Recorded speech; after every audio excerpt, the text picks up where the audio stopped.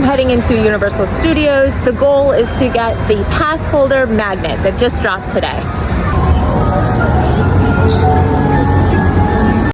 Mission accomplished. I got my magnet and they also gave me a pin. So this pin is super cool because it pays tribute to Stardust Racers at Epic Universe and then also Dueling Dragons. I love it. Then obviously the magnet is Jaws. That's what's great about Universal. They really honor history and always put memories of past attractions and favorite movies.